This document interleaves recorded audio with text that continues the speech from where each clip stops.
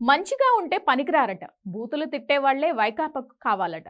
ఓడిపోయి పేరు మార్చుకున్న నేతతో పవన్ను అడ్డుకునేందుకు జగన్ పాత వ్యూహం. పిఠాపురం నియోజకవర్గంలో వైకాపా అధినేత జగన్మోహన్ రెడ్డి అనుసరిస్తున్న తీరు ఆ పార్టీలోని దిగజారుడు రాజకీయాలకు అద్దం పడుతోంది.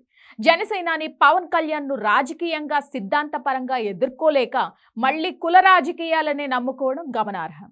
ప్రస్తుతం అక్కడ ఇన్ఛార్జిగా ఉన్న మాజీ ఎంపీ వంగా గీతను పక్కన పెట్టి ముద్రగడ పద్మనాభాన్ని తెరపైకి తీసుకురావడం వెనుక వైకాపా అభద్రతాభావం స్పష్టంగా కనిపిస్తుంది. వంగా గీత వ్యక్తిగతంగా మృదు స్వభావి కావడం, ప్రతిపక్షాలను బూతులు తిట్టడంలో వెనుకబడి ఉండడమే ఆమెకు మైనస్ అయిందని పార్టీ వర్గాల మాట.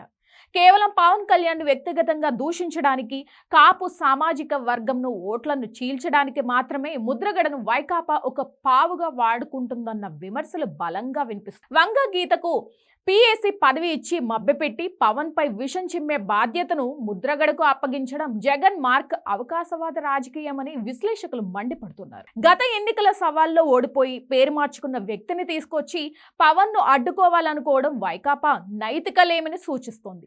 వాస్తవానికి 2009లోనే పిఠాపురం ప్రజలు ముద్రగడను తిరస్కరించారు.